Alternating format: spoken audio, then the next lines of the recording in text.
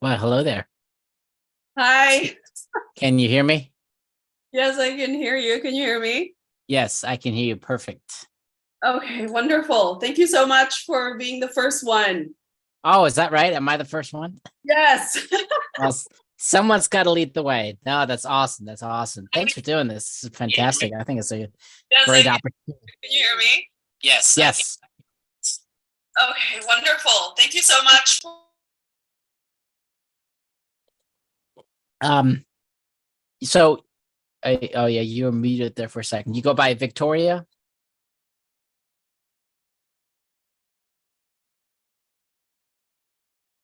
I can't hear you.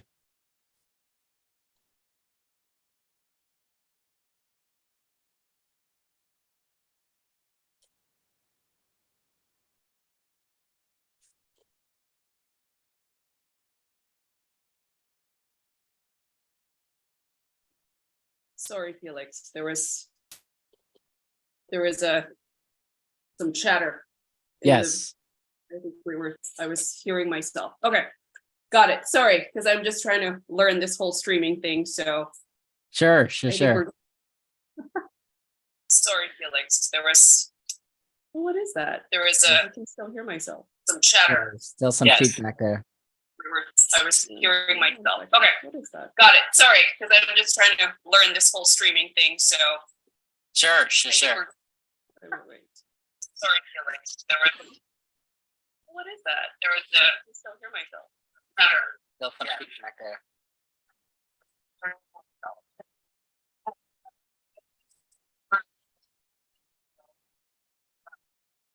Crap, what am I doing?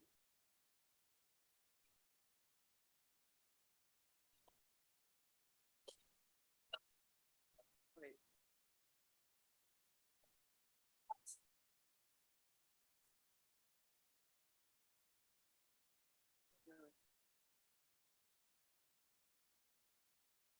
Is there a delay?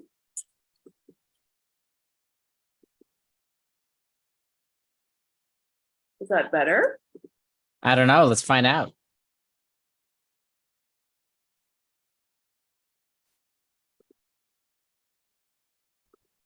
Delay? No, there still is. What is that? I have to like. Is that better? I don't know. Let's find out. No. What is it doing now? I feel like I have two mics. Yes. Right? No, there still is. What is that? I have to like. Is that better? I don't know. Let's find out. No. What is it doing now? I feel like I have two mics. Yes. Right?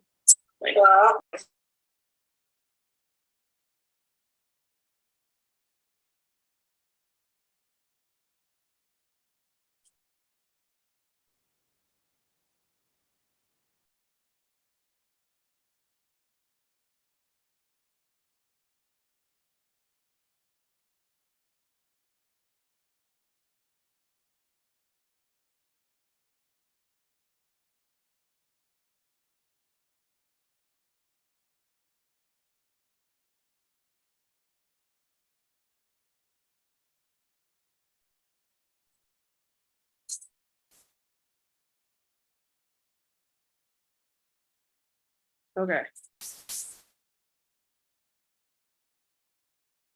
I think I have to maybe.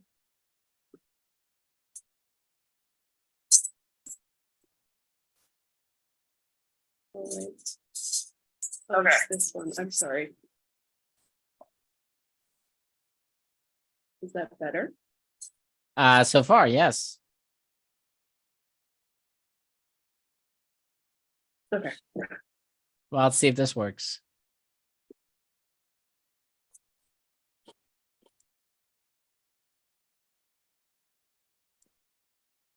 All right.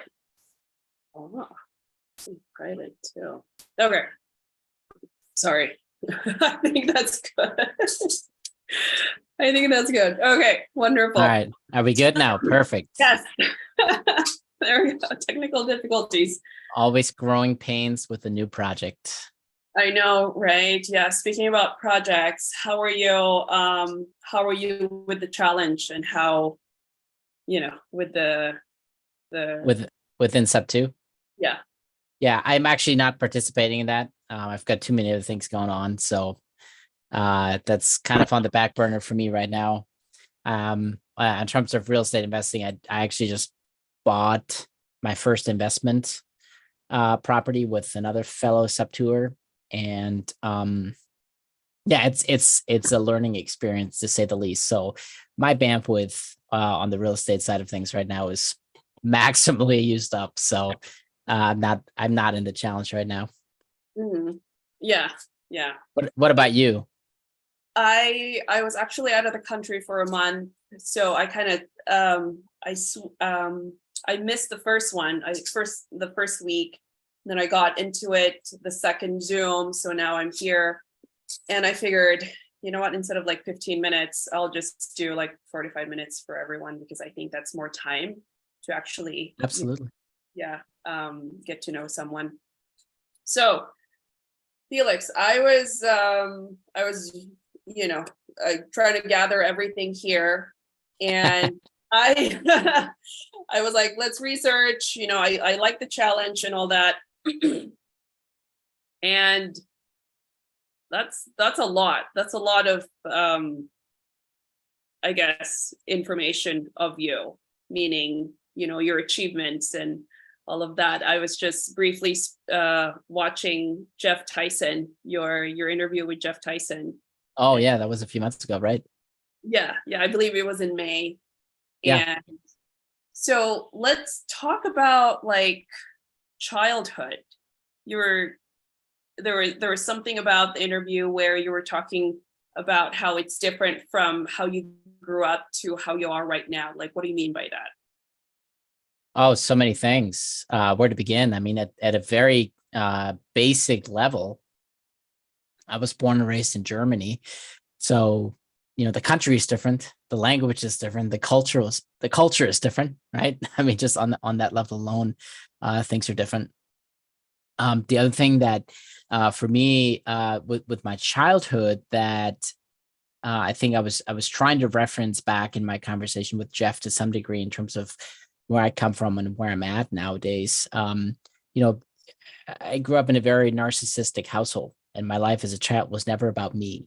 And so it took me years and years and years into adulthood to even discover who Felix really is, right? What's my purpose? What do I stand for? What are my own values?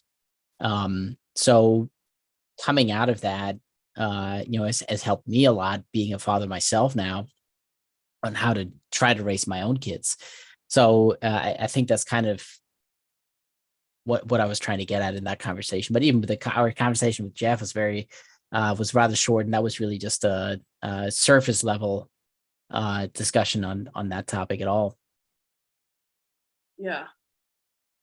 I actually went to my husband is from Kosovo, so we went there Okay. for a few months. A lot of Albanians all over the place, especially in Switzerland, and they speak Swiss German and all of that. And Yes. there is that difference, like you were mentioning, as far as the culture and the background, and how they are, like as far as just interactions and all of those things. So being a your channel also is medical career coaching, right? Yeah, So that's one of the newest things. Really, I started out this year as a success coach for entrepreneurs and professionals as in general. I've coached actually a few fellow sub 2 students, real estate investors with their entrepreneurship and business development. My background professionally is I'm a trauma surgeon by training, and so I'm still connected with the medical world. And so I added some medical career coaching packages over the last month as well.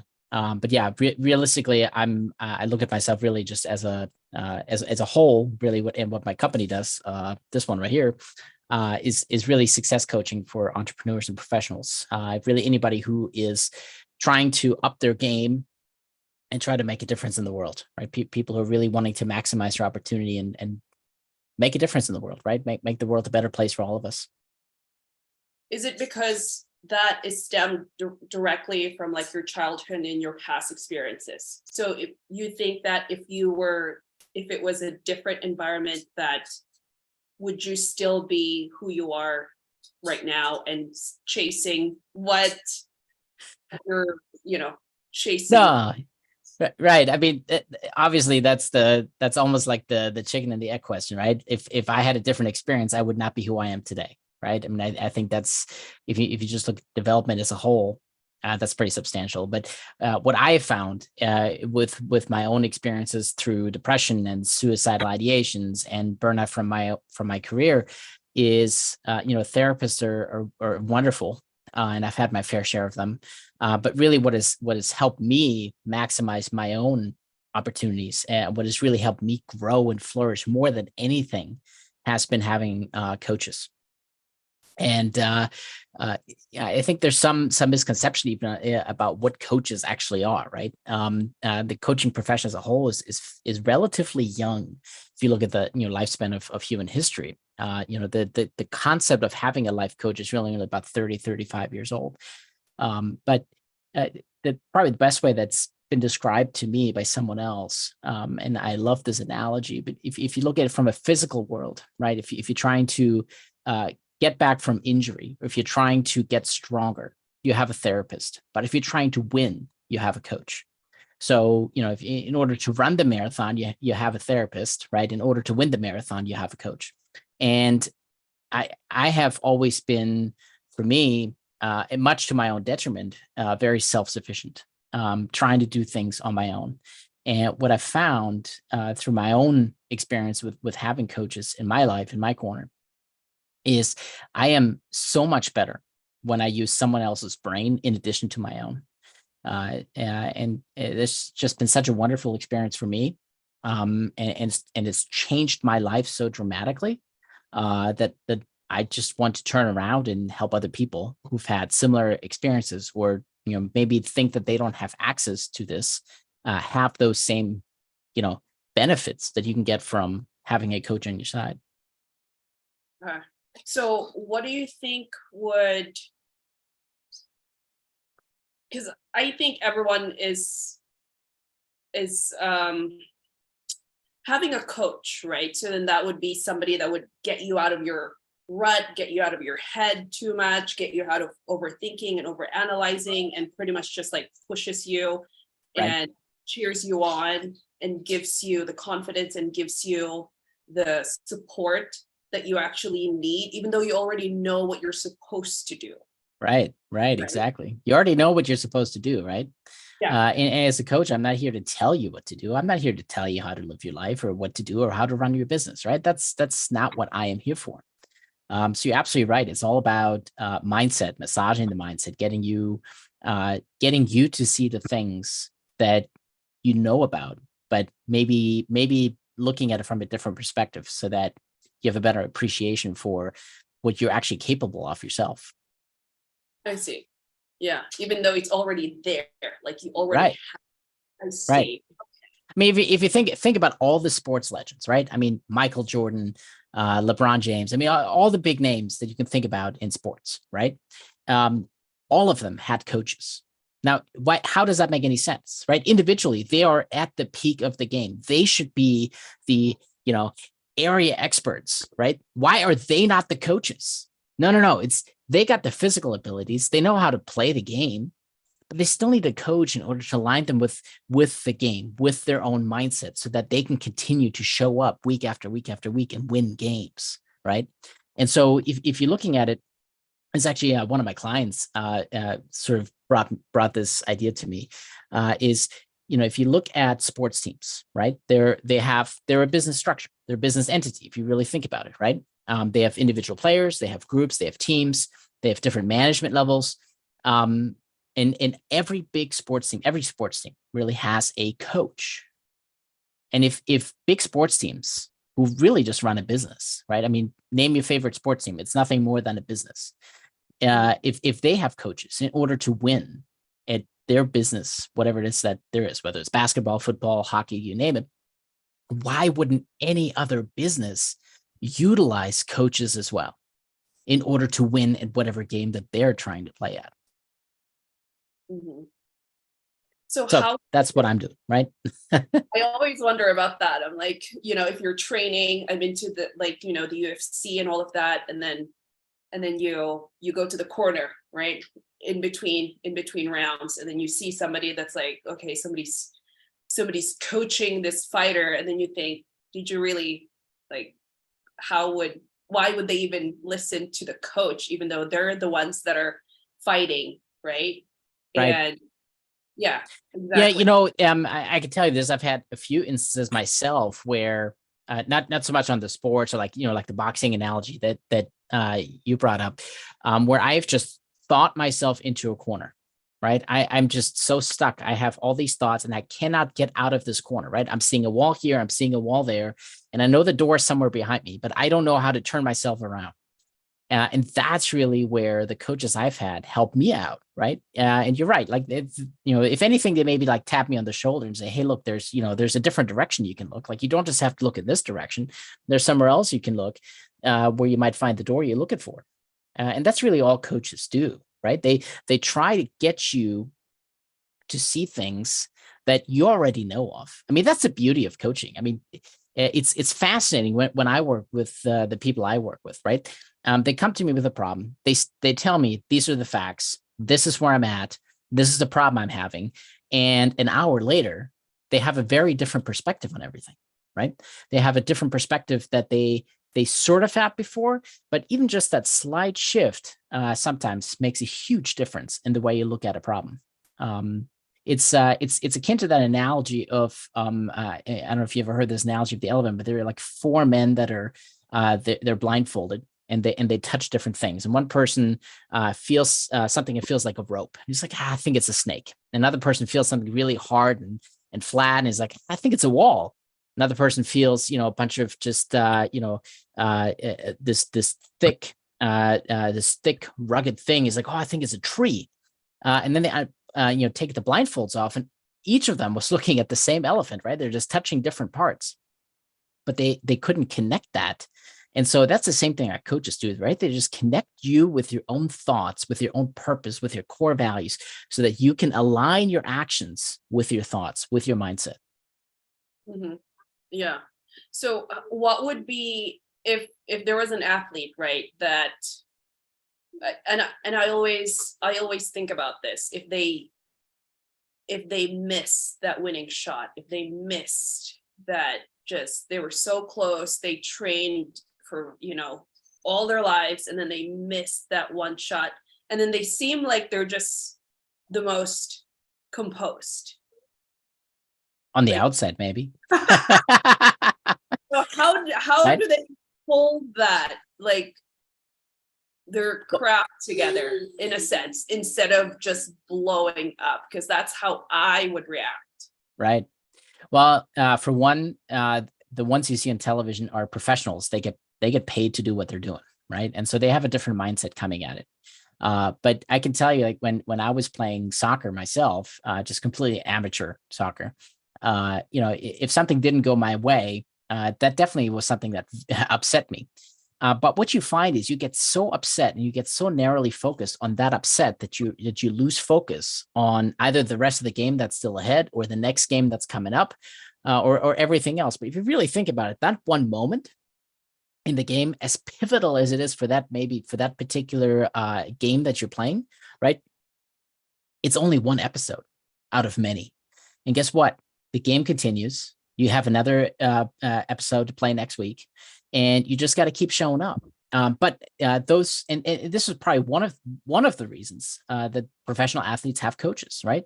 So that they don't get hung up on these little things in life that do upset you, because when you are in that moment, right, when you're so focused on that one pivotal moment that you just completely screwed up, you can't think of anything else, but you have to think of everything else, right? It's the same thing, similar, like in my world of medicine where I come from, right? In trauma surgery, right? I mean, I can't tell you how many times I have had just a terrible outcome with a patient, and it is absolutely devastating. And before you even have a chance to fully decompress and think about that, the pager goes off and someone else needs your help. So you just move on, right? But you still have to debrief. You still have to decompress. You still have to analyze that moment. But it's oftentimes better to do that at a later time when you have more clear focus. Because when you're just so focused on that one thing, you're in that limited mindset and you're not able to come up with new ideas and new thought patterns because all you're focusing on is that one thing. It's the same thing everybody always talks about with downhill skiers, right? If you focus on the trees, you're going to hit the trees, right? Same thing with mountain bikers and BMXers, right? They always say, look at the path that you want to take, not what you're trying to avoid. So you want to look at the positive side of things, right? The path you want to take, as opposed to the negative side of things, which are the obstacles you're trying not to hit. Because if you focus on the obstacles, you're just going to hit the obstacles. The same thing with your example here. If you miss that goal, right? If you miss that shot, whatever it is, if you only focus on the miss, if you're only going to focus on that one time that you screwed up, your mindset is set up for screwing up. And then the next time you show up, you're going to screw up again. And then all of a sudden there's this pattern there. So you have to get you out of that mindset. And you're absolutely right. This is exactly what coaches do, trying to get you out of that limited mindset to get you to see other opportunities and possibilities so that you can have success, that you can find new opportunities, that you can grow your business. Absolutely. So right on that. So for the choices, though, for the limited mindset, for me, when I'm making decisions, and I know that when I'm nervous or afraid or all these inner emotions, Yeah, sure. I feel like when I'm afraid or when I'm like kind of apprehensive, that's where I go for it. That should be the decision that I make. So that's kind of like my inner intuition telling me that's a decision that you should be taking. Okay. But So no, I mean, so there's kind of Maya Shankar was on the Huberman podcast recently, and she talked about these two mindsets that people have. There's a fear-driven mindset and an opportunity-driven mindset. So there's some people who are driven out of fear, right? So you're afraid to lose a business deal. You're afraid to lose money. You're afraid of this, that, and the other, whatever. And that's what motivates you. That's what drives you, the fear of losing something. And there's other people who are opportunity driven, who don't look necessarily at the failures. They look at, oh, there's an opportunity for me to make money. There's an opportunity for a deal. That's the neighborhood I should invest in, right? And so, everybody's obviously very different. But it's interesting to hear you say that, because it really sounds like you're more on the fear-driven mindset than the opportunity-driven mindset. And if that's the case, that's fine. That's just who you are. But we can, what we would need to work on is making sure that that doesn't limit you, right? Because you don't want to just focus on the losses and the failures. You want to be able to see opportunities as well.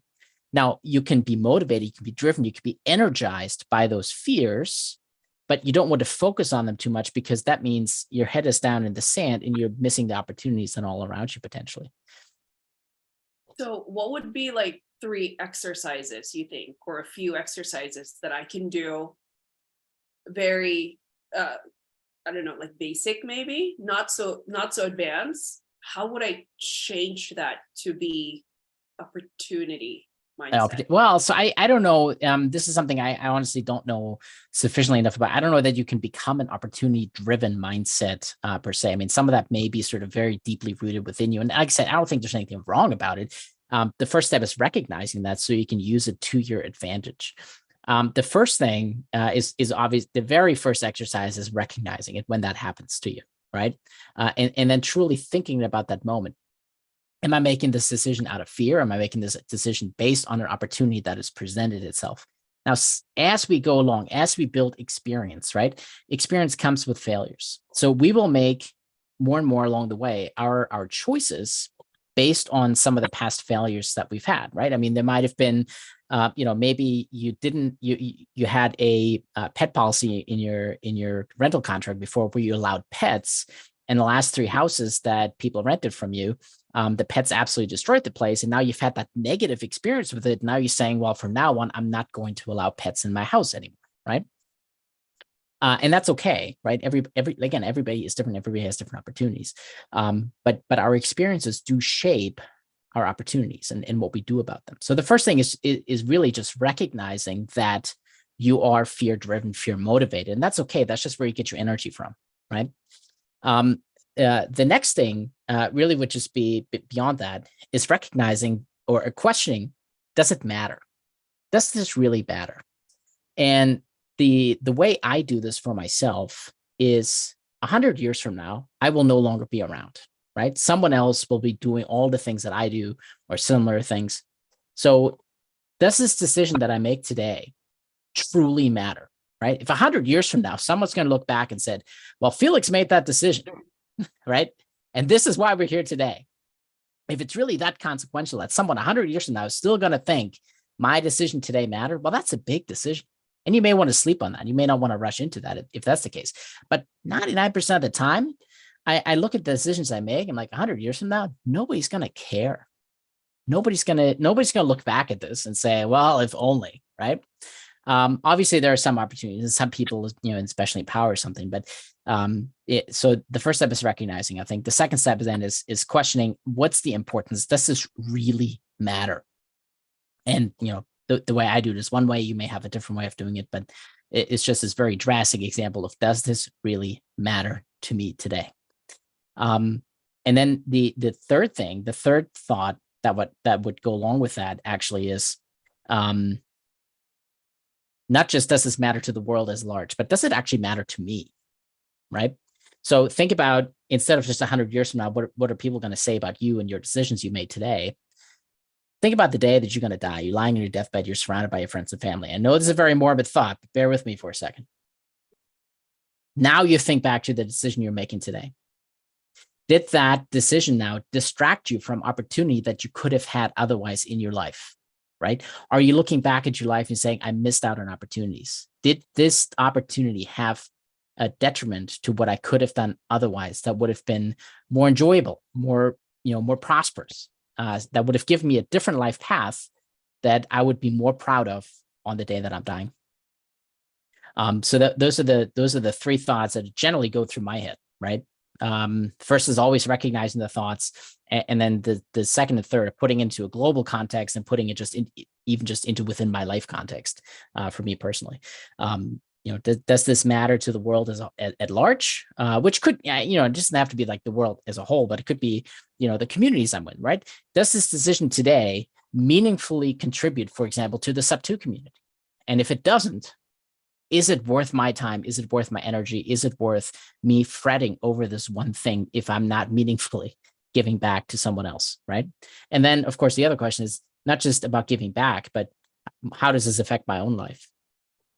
So that's usually where I go to with these things. Does that help? Does this ring true? I mean, I don't know what your experience has been with that. I do check myself all the time and then think, am I all of the decisions. So how often do you do this, like throughout your day though? Like any decision, small decision, big decisions? Yeah. No, yeah. I mean, I think the bigger decisions for sure, which, you may have none during the day. You may have 2 or 3. You may have 10, right? I mean, every day is going to be a little different. There's some things that are completely automated where I already know what my answer is going to be because it's been through my experience. That's been my answer the last 10, 12, 20 times. I already know what my decision is going to be. A lot of times, that's where the wisdom comes from, right? You already know what the decision is before you even get to that decision point. You can start looking ahead at what the decision point is might be going to look like. And you might already have a decision in place before you even get there, right? But that only comes with experience. The more you do it, the more experience you build, the more failures you have, the more you learn about how things are going to project into the future, and the better you are at anticipating what might happen, and then have already sort of predefined answers for that decision point when it comes. Okay, yeah. So then you're quicker at the decision instead of Exactly. like sleep on Exactly. it. Because what ends up happening is, right, the decisions you're talking about are very conscious decisions. You're actively thinking about it, right? And that's really, if you think about it, that's your slow brain, because you have to actively think about it. You're actively processing consciously what the decision point is going to be. Now you have also something called the fast brain, which is more your subconscious. And the more experiences you have, the more it can imprint your subconscious with predefined answers to common problems, right? Now, I mean, for a very basic example is, what toothpaste do you use every morning? Oh, aim, I think. Yeah, see, you don't even know, right? The tube's there and you use it. But how did that tube end up on your bathroom counter, right? You've been through Crest, you've been through Colgate, you've been through Sensodyne. I mean, you've been through all these different toothpastes, right? And you've come to arrive at a toothpaste that you actually enjoy. Well, that's your subconscious, right? If you just write toothpaste on your grocery list, you already know what you're going to buy, right? You're not gonna, at some point, you're not gonna go to the grocery store and start comparing prices and ingredients and, do I like this color better, or do I like that color better, or what is this going to taste like, right? All that decision has already been made because of your previous experiences, right? And now that's your fast brain doing the thinking for you, because you've already done the thinking in the past. So but that only comes with experience. That only comes with doing it over and over and over and over again. Yeah. So you also mentioned about, I mean, a part of your podcast is also how to avoid burnout. Yes, right. That's a big one. Yes. So how does it's probably a big topic. So yeah, how does one avoid burnout? What does being burnt out mean anyway? Sure. Yeah. Let's start at the very basics, right? I mean, if you look back at the 2020 Gallup poll, it's probably the most recent data that I know of that looked at everybody, not just healthcare workers. But if you look at everybody, 76% of American workers report symptoms of burnout. 76% of Americans. So it's endemic. Pretty much everybody has had some kind of burnout before. The term burnout initially was described for those in the helping professions. So mostly healthcare professionals, first responders, therapists, that kind of thing. There are high stressful situations where you might have to make decisions for someone else, emotionally charged situations usually. And over time, it wears you down, right? All these stressful situations take their toll on you. And if you don't have the right emotional support, the right mental health support, your body tries to protect you from being in that situation again. And so the symptoms of burnout really are vague. For the most part, it's a emotional exhaustion, right? That was the very initial definition: emotional exhaustion experienced by healthcare professionals or those in the helping professions. But it's beyond that. It can be so incredibly vague. Like for me, for example, for my own burnout, I was very cynical about the world. Everything was dark and black and white. I resented my job. I hated going to work. I was trying to hide from work. I was trying to get out of assignments, right? The job had just destroyed me so much that I didn't want to do it. That's really what burnout means. It's this emotional exhaustion from repeated stressful situations. And so your flame burns out. And it's not just in healthcare professionals. We now know that burnout affects really anybody. Anybody can be affected with burnout. And it doesn't even just have to be job related. You can be burned out just from your position in life, right? Whether that's the family you created or the friends you surround yourself with or the place you live, right? I mean, if you're constantly being stressed out and emotionally deprived and emotionally depressed, you're going to burn out. So what can be done about that?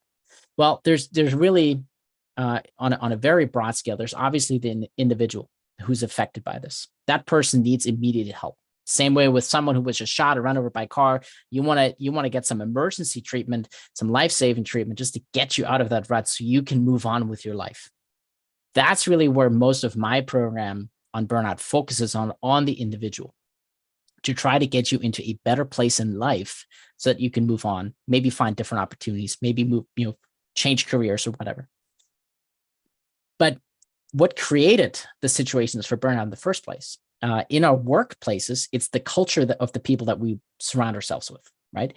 So if we don't have an inclusive culture, a positive culture, a supportive culture, and you've find yourself individualized or just dealing with the problems on your own, that leads to burnout, right? We're human beings. We're not meant to live this life alone. That's why we partner up in life, right? That's why we have partners at the very basic level.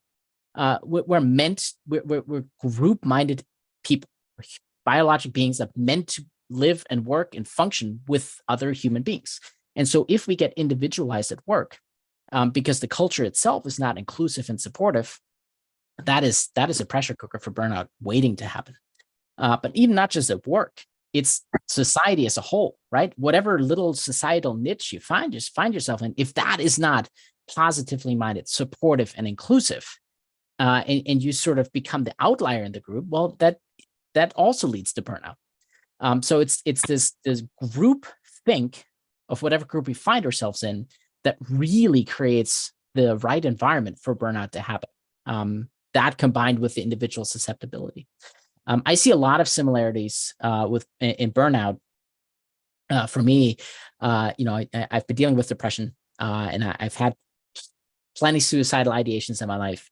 And I see a lot of similarities in the way I think during my depressed times as I do when I was burned out. But burnout is not a medical diagnosis. Depression is. So burnout is something that a physician or a therapist cannot diagnose you with. It's just a condition. Everybody's different. Every symptom is different. Every situation is different. So that makes it really difficult to identify. Most people I've talked with on the topic of burnout don't even know that they are burned out. I had a friend who runs a company here in town, and she was complaining about all the things in her life, right? I mean, she's had over the last year multiple recurrent infections, flare-ups of her chronic diseases, several hospitalizations.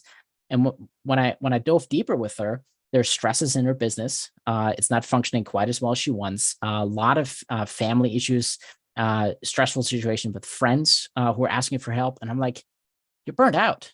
And she's, light bulb went off, and she's like, you know what? You're right. That makes perfect sense. That explains everything that's been happening over the last year. I've just been, so run into the ground that's really what's been causing all of my symptoms. So what I think is fascinating here is if you look at, I was in the military for a while. So when I was in the military, at the time, the big topic was post-traumatic stress disorder, right? All these soldiers coming back from war with PTSD. But not everybody does. There are some people who go to war and they come back and they're thriving, they're growing, they're more productive, they're energized. I'm like, why does that happen, right? You go over there to kill people and you come back, a better person. And it's not that they're terrible people, right? These are not killers. They're not serial killers. That's really not who they are. It's that their mindset is different. They developed post-traumatic growth. So from these traumatic experiences, they're actually flourishing. It's that traumatic experience that makes them grow. And so we're still trying to figure out what it is about these people that have this post-traumatic growth. And I think that will ultimately influence maybe even how we treat burnout. Obviously, preventing in the first place, but being more inclusive and having more supportive environments that we find ourselves in is the most important thing. But finding better ways to get people more into that post-traumatic growth mindset will be tremendously beneficial on that front. I've never heard of that before. Post-traumatic growth. Yeah, post-traumatic growth. So instead of the stress response, right? Yeah. Instead of people being depressed by their traumatic response, they have a growth response. So they actually flourish, they get better, they get energized. And I don't know what the answer there is yet either.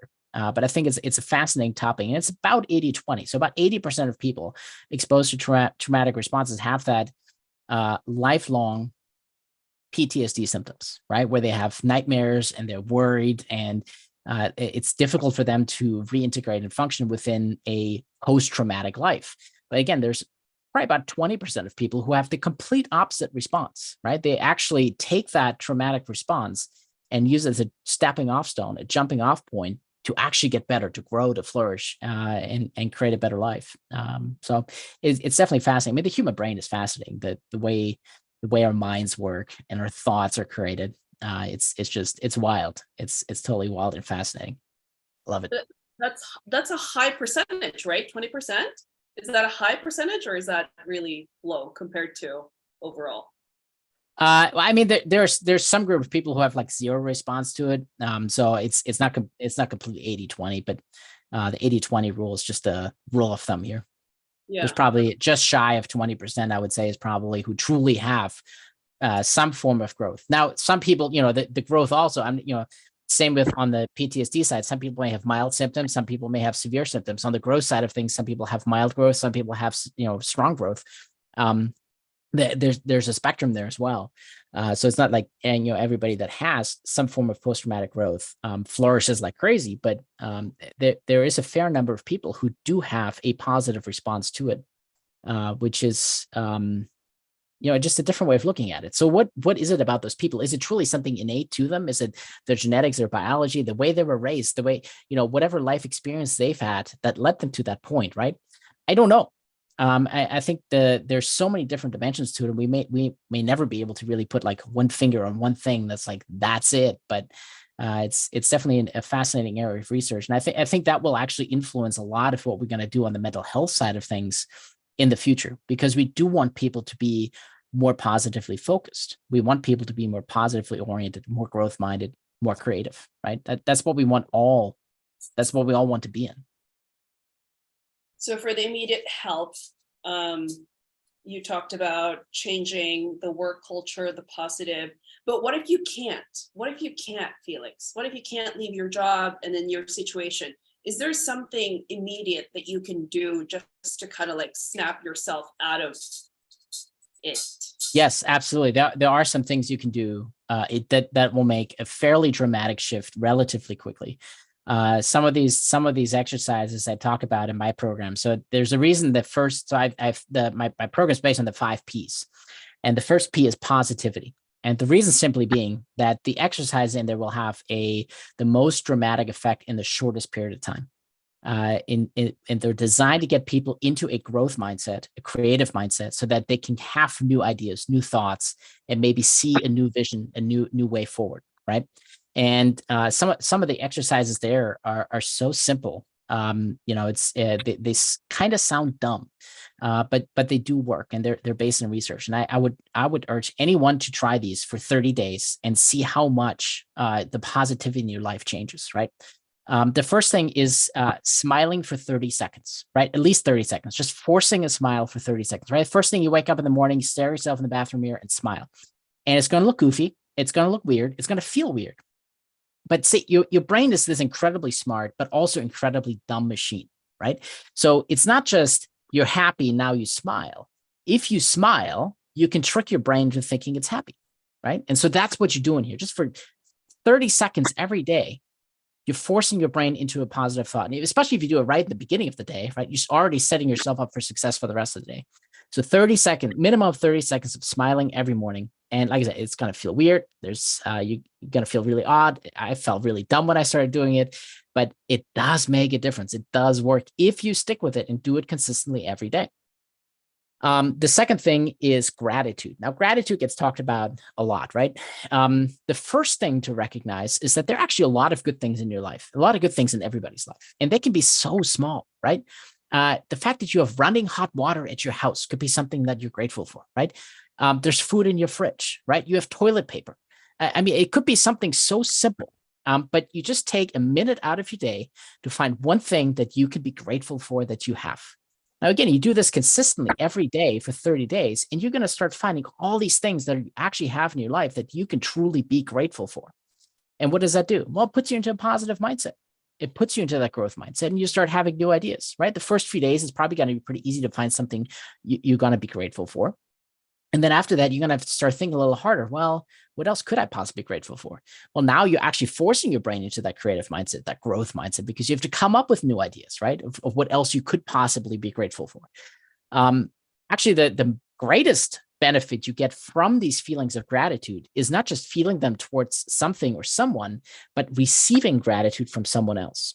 But in order to be able to accept that, you have to be willing to accept that feeling of gratitude from someone else, right? From your love, from your friends and family. You have to be open to that idea that they might actually be truly grateful to have you in your life. And I know from personal experience, like with my depression or when I was just in dark moments, that is really, really hard to accept. When someone says, you know what, I'm actually really thankful that you exist.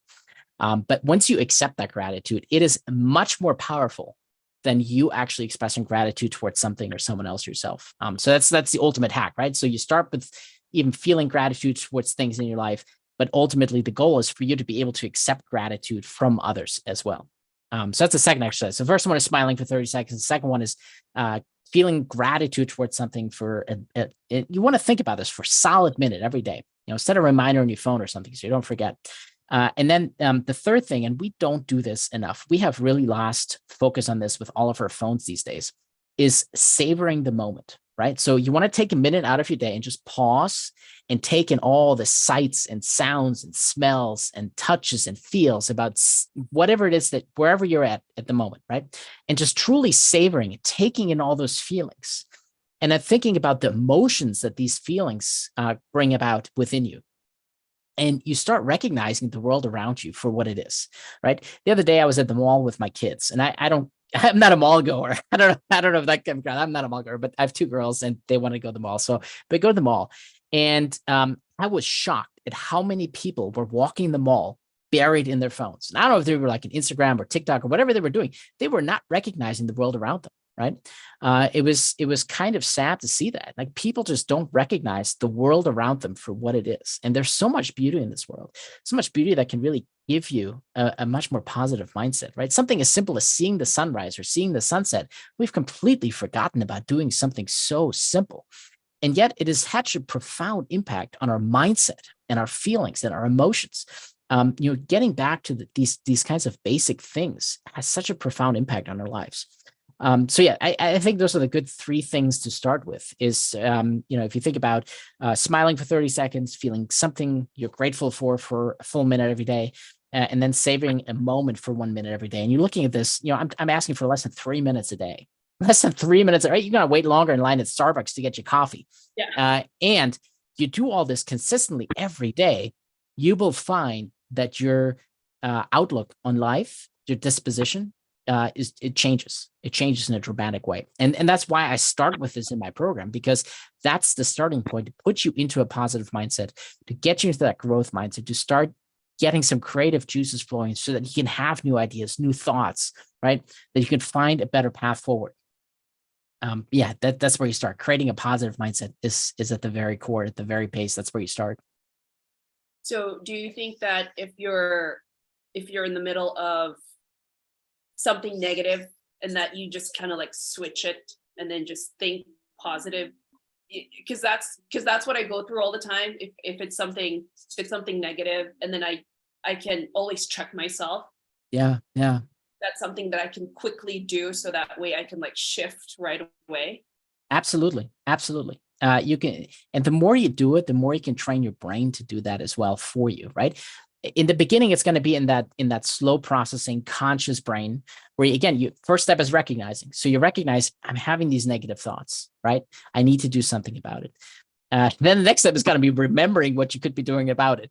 And so some people have triggers for that, right? They have a knickknack or a pillow or something, or a picture on the wall or something that triggers a memory of something that they can do to make that transition a little easier. And then you take a few minutes and you shift your thinking to those positive thoughts, whether that's feeling gratitude, savoring, even feelings of awe towards someone else, right? So for example, I have, for me, myself, I have a picture of Arnold Schwarzenegger on my vision board, because when it comes to mindset, that man is just a tank when it comes to like how to set yourself up for success every step of the way, right? And not letting setbacks hold, all these little failures hold you back from the success that you're looking for. And so when I'm in a rut, I look at that picture and it really gets me out of a lot of my negative thoughts, because now I think about the stories that I've heard him tell, right? What did Arnold do in a tough situation? How did he get himself out of that? And then I realized, first of all, someone else has done it. I should be able to do that as well. Then I have an example of how someone else has done it. And then I can start thinking more positively about my own disposition and my own thoughts, and I can move on. Now, do some of those negative thoughts still linger at that point? Absolutely. Right. That doesn't go away all of a sudden. but you shifted your mindset, you shifted your thoughts into a more positive way of thinking, and you're able to move on again. You're not held back by all these negative thoughts in that moment. Oh my gosh, so much. Yeah, right. I don't have time anymore. Yeah, it should have been an hour. Anyways, so yeah, Felix, we would have to continue this. Yeah, we'd have to continue. I don't think it's streaming right now. I have to tweak it just a little bit more.